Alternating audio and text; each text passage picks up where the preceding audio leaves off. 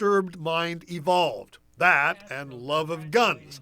If Loeffner had also been listening to the angrier members of the gun rights movement here, or the more extreme Tea Partiers, he'd have been hearing things like this about Congresswoman Gabrielle Gillfords and her fellow legislators. Pretty much everything that comes out of the Capitol right now is, in my opinion, almost anti-American.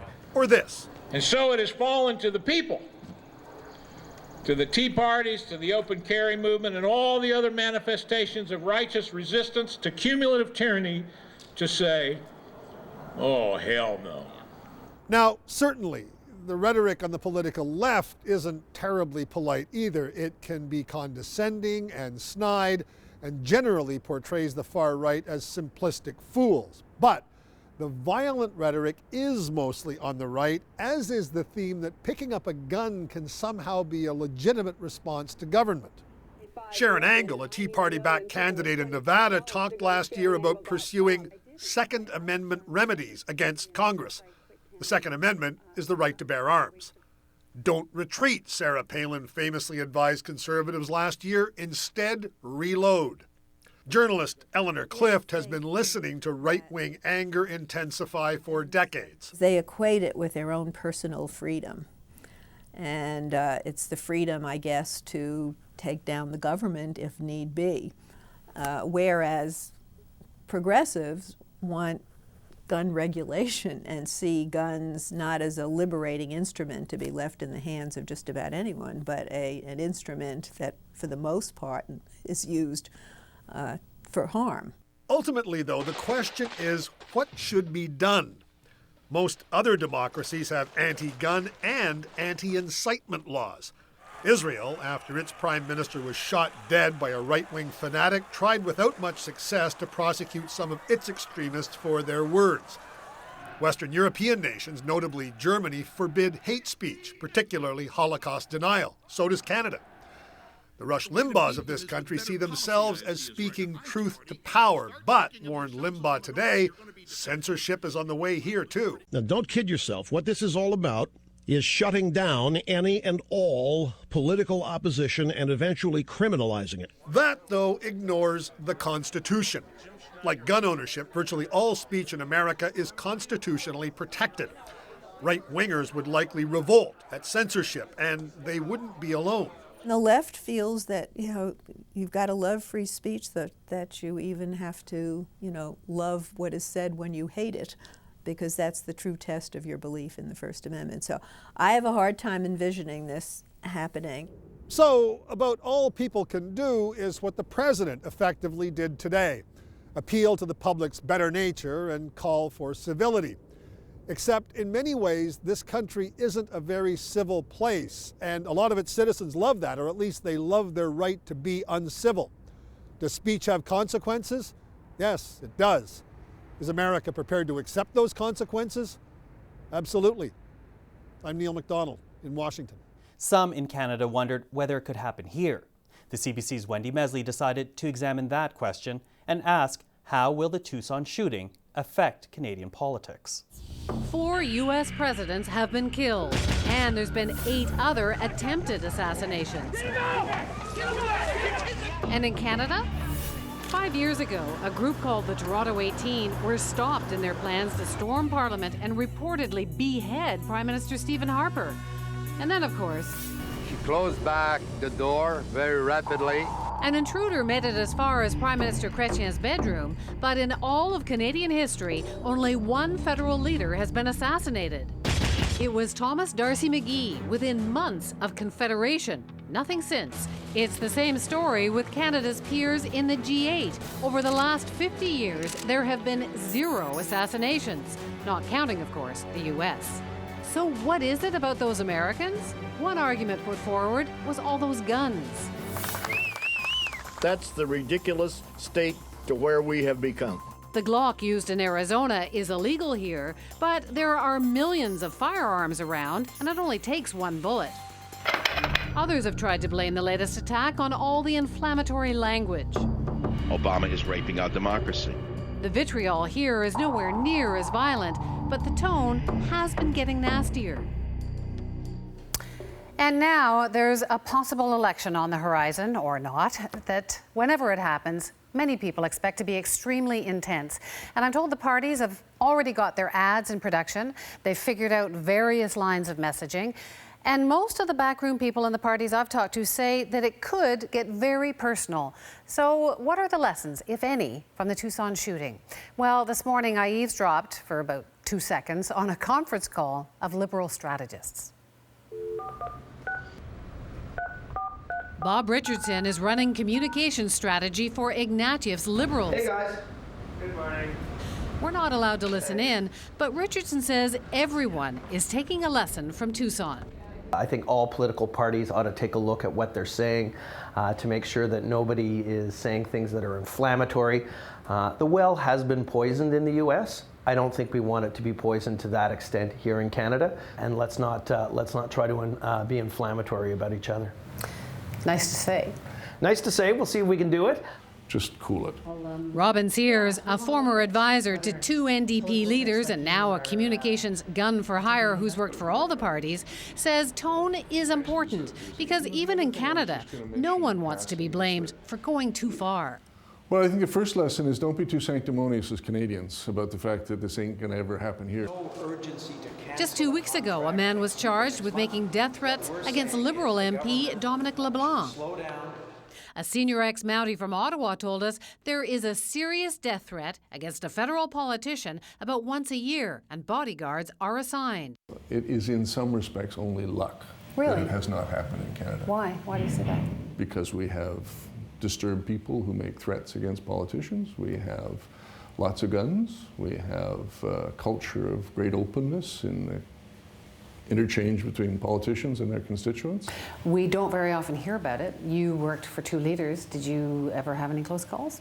On one occasion, they had apprehended a young man with a sawed-off shotgun that he had figured out a way to hide in his leather jacket.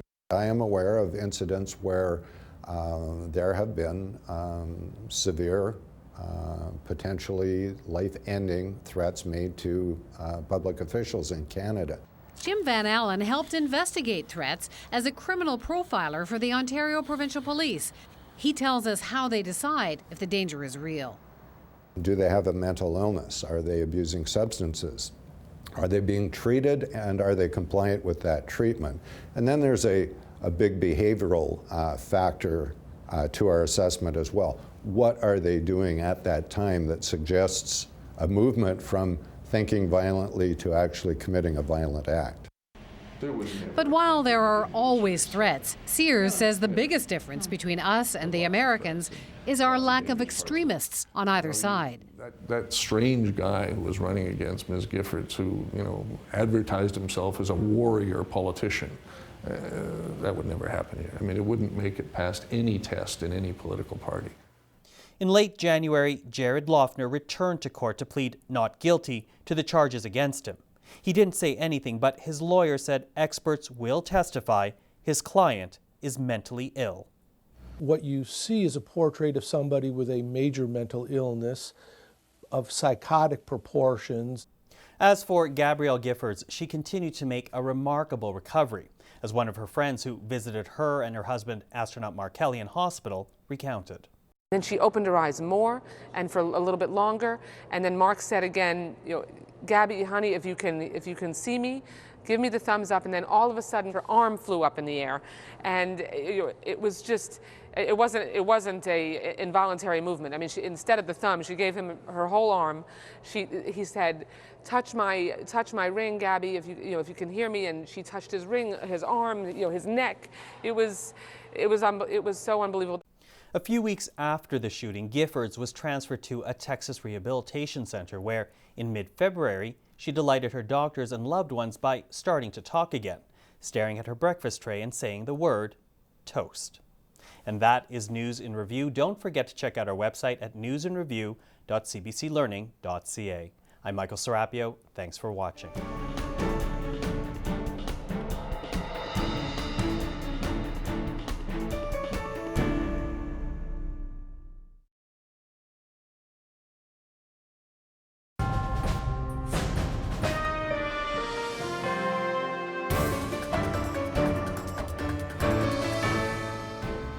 a massive explosion, followed by confusion. I yelled for medical supplies, asked if there was a defibrillator, what do you have for medical supplies, and nobody seemed to know anything. Followed by charges of a cover-up. It's my perception, without any question, that the hotel tried to take care more of its image than solving the serious problem it was facing. On News in Review today, vacation nightmare in Mexico.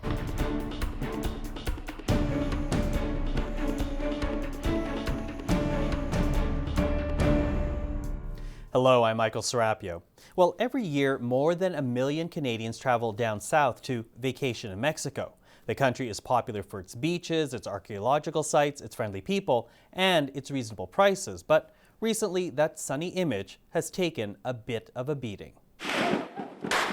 A brutal war between police and powerful drug traffickers has made that country a lot more dangerous.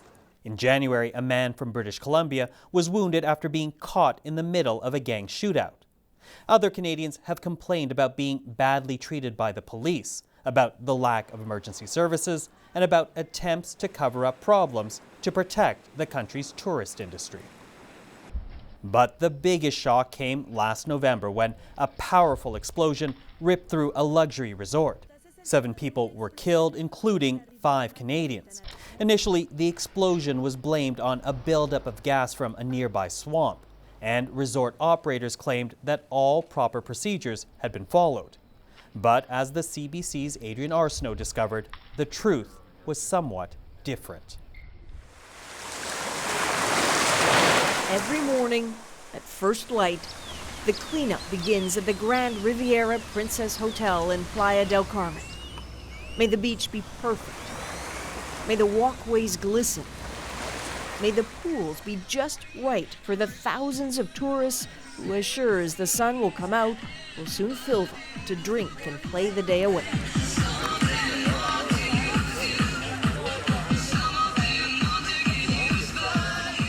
November 14th, 2010. Young BCer Malcolm Johnson, just married on the beach days earlier, strolls into the Platinum lobby to get his bride a coffee. Elgin Barron from Ontario, vacationing with friends from work, is there too. Alberta's Darlene Ferguson is playing with her grandson at the edge of the lobby. 2 Mexican workers are gently beginning their shift there, where, huddled over the computers, are 9-year-old John Charmant and his dad, Chris. They are happily checking the weather. It's so hard to put a life into 4 pages. How do you do that? These ones are from the resort. At home in Drumheller, Alberta, Tara Charmant now has a hard time picking her favorite pictures from the first few glorious days of their holiday. I love the happiness that I see. When I see our family together, I see happiness. He didn't miss a moment of fun, no. This little guy. He would not say no to any kind of moment of fun. The resort was stunning and looked like it was a brand new resort, so obviously safe and obviously well taken care of, and we felt very protected by that knowledge. She and 10-year-old Megan are still snoozing in the room that morning when they're awakened suddenly. I could hear some people out in the hallway running and screaming, and I opened the door and everything was just a white haze. And I thought, did the elevator fall? And I thought, did a balcony fall on somebody? I just, honest, had no idea. And then a woman yelled that the lobby was gone. Gone in an explosion so powerful the floor is pushed into the ceiling. The Platinum lobby is dust and rubble and blood. She grabs her daughter, runs to the site, then just stops. Then I saw people walking around chalky and covered in blood and scrapes. And I told my daughter to look the other way, not to even look towards any of it, because I didn't know at that point how bad it was. It will take all day to learn just how bad it is, how many terrible errors in judgment those around her are about to make. Longer still to realize that this isn't just an unpredictable disaster. It is a pretty basic concept that when something catastrophic happens, making the right decisions quickly can save lives. But in this case, it seems clear the decision-making was slow and confused and dangerous. The timing tells the story. No one knows the precise minute of the blast, but look at what was recovered from the site. 9:10. This is a notice announcing when a shuttle is supposed to leave. Guests may be gathering to wait for it when the explosion happens. That Sunday morning, the emergency call center in Playa del Carmen is busy. This is where ambulances and police and firefighters are dispatched and calls for help meticulously recorded. It's where calls from the Princess Hotel are answered. Did they record the times? The first call to the ambulances was made at 9:24. See, and if that explosion happened at 9:10, it should have been 9:11. Not 15 minutes later. 9:24 is when that first call from the front desk is eventually placed. The caller asks for several ambulances, but doesn't really explain what happened. There are 8 calls for help from the resort that day. Even now, they haven't been officially released, but we managed to listen to them. Protocol is that 45 seconds after a call, ambulances are dispatched. Given the distances then, they should arrive by about 9:31. But by 9:42, calls are still coming in from frantic workers begging for ambulances. There is no sign of them at the explosion site. So where were the ambulances this whole time? Well, they were right here, stuck, waiting at the security entrance to the hotel, being told repeatedly by the guard that he had no authorization to let them in, no reason to let them in. Look at the geography of the resort. Here's the gate where the ambulances are being held. And way down here near the beach is the explosion site. Right here, for about 35 minutes, it has frightened guests and hotel workers providing all the emergency aid. Frantically looking for her husband and son, Tara comes across gravely wounded guests. I yelled for medical supplies, like asked if there was a defibrillator, what do you have for medical supplies, and nobody seemed to know anything.